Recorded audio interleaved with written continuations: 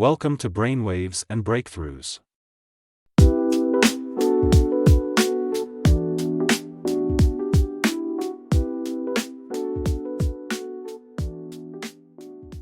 Okay, so grocery shopping. It's like we all gotta eat, right? Right. But it feels like with inflation and just like a million things to choose from at the store, Yeah.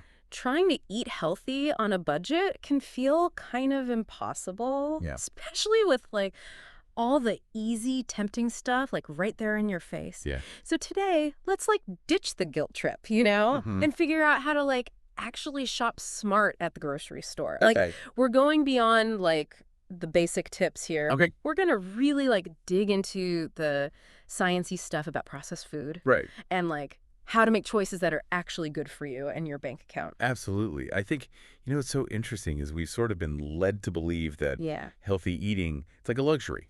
Like you need this huge, budget for it. Right. But what if I told you that understanding, like just a few key things about how the food industry works, Mm-hmm.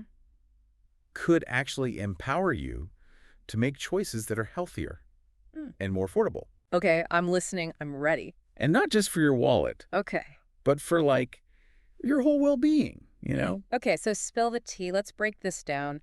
Let's talk about those grocery store aisles. Yeah, let's do it. What are we looking for? Let's start with those like super convenient, All right. but kind of controversial ultra-processed foods, those UPFs. Yeah, They're everywhere. yeah. And they're designed to be like so appealing. They are.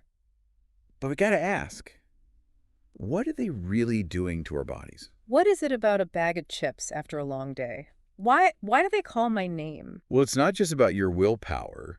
Okay. It's like food scientists have figured out how to engineer these foods Yeah. to be like hyper palatable. It's Yeah. a perfect storm of salt, sugar, fat, Yeah. all those artificial flavors Right. that just light up our brain's reward centers. Oh, okay. And then we want more and more and more. So you're saying there's like science behind my weakness for chips? Yeah, big time. Yeah. Think of it this way. Okay. There's this system, it's called Ennovier, Okay. and it basically categorizes food Okay. based on how processed it is. Okay. So you've got your unprocessed foods, Right. like fruits and vegetables, on one end. Gotcha. And then it goes all the way to the other end to those ultra-processed foods, Like my chips. like your chips. Exactly. Okay. Packaged snacks, sugary cereals, all that. Right. Right. And this system, it helps us understand just how far away some of these foods are from their natural state. So the more processed a food is, Exactly. the more addictive it's going to be, probably. Yeah, it's definitely a factor. But it's not just about that, right? Right. We've got to think about the health aspect, too. Right. Of course. Yeah. And this is where things get really interesting. Research is showing more and more Yeah.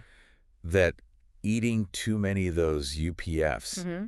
is linked to a bunch of different health issues. Okay. Like what? I mean, we're talking everything from, Mm-hmm. weight gain and type 2 diabetes. Right. But then it gets even crazier.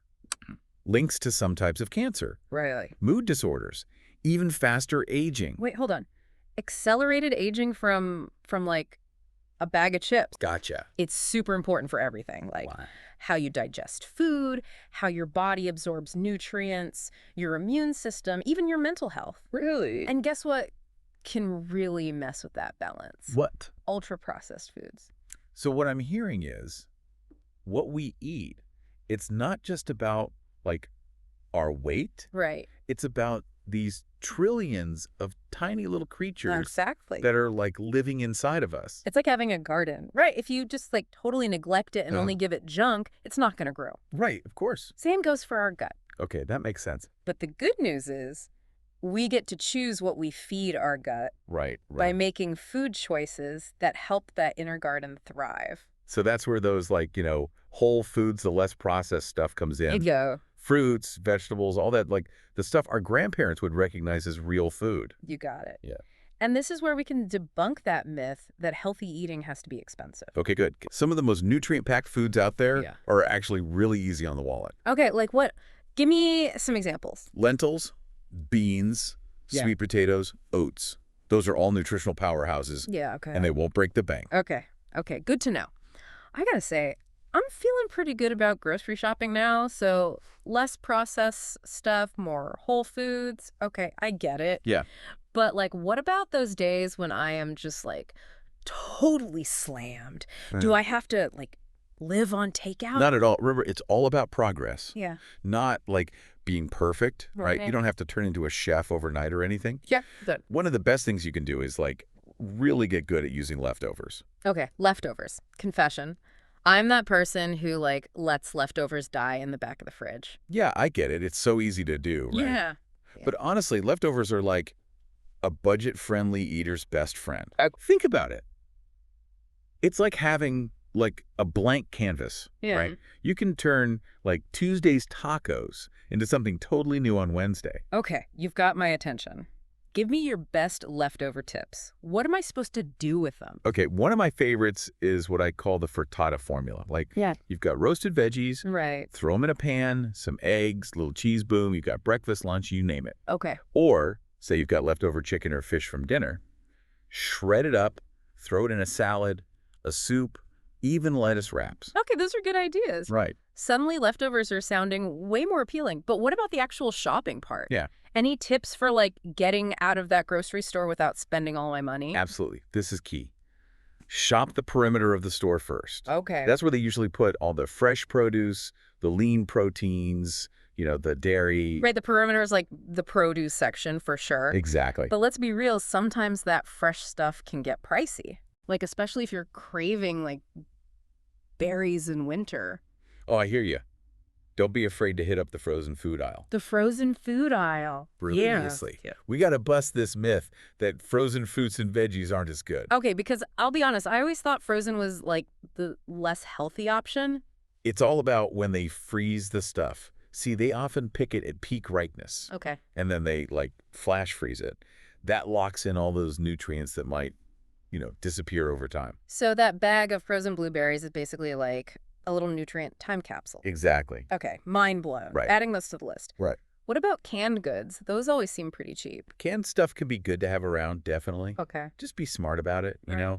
Choose fruits that are packed in juice or water, not that heavy syrup. Okay, yeah, makes sense. And when you're doing canned veggies or beans, look for low sodium or no salt added. So basically read the label carefully. Always, always read the label. Okay, what about protein? Because, like, meat can be so expensive. Okay, so first, meat doesn't have to be the star of the show at every meal. Okay. Plant-based protein is where it's at. Beans, lentils, tofu, Right. all super affordable. You can use them in so many ways, and they're packed with good stuff. You know, I actually made this lentil soup the other day. It was so good, so flavorful, and so filling. So I'm down with, like, more plant-based meals for sure. Yes, I love that. And don't forget eggs. They're like a budget-friendly protein powerhouse. They are! And so versatile. You can do so much with an egg. I'm seeing a theme here. Versatile, affordable, nutritious. I like it. Exactly. That's the trifecta. Okay, but what about spices? Because those little jars can add up. Oh, I love this question. Spices are like magic in the kitchen. Mhm. They can literally transform like the simplest ingredients. Okay, give me your spice rack wisdom. First, embrace the dried herbs and spices. Okay. They're just as good as fresh, but they last way longer, and they're usually cheaper. And bonus, Yeah. you can buy them in bulk. I love that. Because, you buy all those fresh herbs, and then half of them go bad in the fridge. The worst. Yeah. And another pro tip, Yeah. check out ethnic grocery stores or those international aisles. Yeah. They usually have a way bigger selection of spices, and often the prices are better. Okay, that's a really good tip. Ethnic grocery stores are, like, seriously the best. Okay, we've covered a lot today. We have. We talked about, like, reading those food labels, how to resist those UPFs, Yeah. the magic of leftovers, spicing things up. I feel like we've actually made, like, a map for how to shop for groceries Yeah. without, like, giving up on our health or our bank accounts. Totally. And remember, it doesn't have to be perfect. Right. It's about like making good choices most of the time. Choices that work for you and your budget. Right. Yeah, that makes sense. That thing about the frozen produce was a game changer for me. Right. I never would have thought about it that way. It's amazing what happens when you like really start questioning Yeah. those assumptions we had about food. Right. Just because something's like easy or everywhere, advertised everywhere, Right. doesn't mean it's actually good for you. Or your wallet. Exactly. Okay, so we've talked a lot about the physical health stuff. Right. But what about the mental and emotional side of this? Yeah, We know there's like a connection between our gut and our brain. absolutely. So like, does what we eat impact how we feel? There's more and more research coming out Yeah.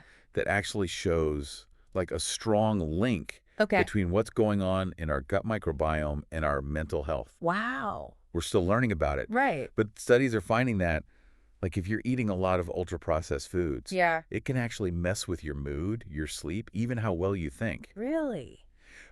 But the cool thing is when we eat those whole foods, all that nutrient-dense stuff, Yep. it actually helps our gut, which can then like have this ripple effect on our mental well-being too. Okay, so it's not just about like our physical health. It's all connected. Yeah, it's like it all matters. Our mind, our body. Man, this is really making me think. Right. It's like this whole holistic view of health. Yeah. What we eat, it's not just about like calories in, calories out. It's about nourishing, our whole selves. I love that. This has been so eye-opening, I have to say. I feel like I've got all these new tools to like actually tackle grocery shopping Yeah. and cook healthy, delicious food that doesn't cost a fortune. And, it's a journey, not a race. Right. Have fun with it. Try new things, see what works for you. I'm ready to say goodbye to that grocery store guilt and like embrace the small changes. Yes. It's the small changes that add up. Totally. Any final thoughts for our listeners before they head out on their next grocery run? Here's a thought. What if we started thinking about those ultra-processed foods, Yeah. not as like everyday staples, but as like products that are engineered to make us want more, like potentially addictive? Would that change how we see them, how we consume them? Wow. That's a really good question. I'm going to be thinking about that. Thanks so much for like diving into this with us today. This was amazing. Thanks for having me. It was great being here. This was The Deep Dive, and we'll catch you next time.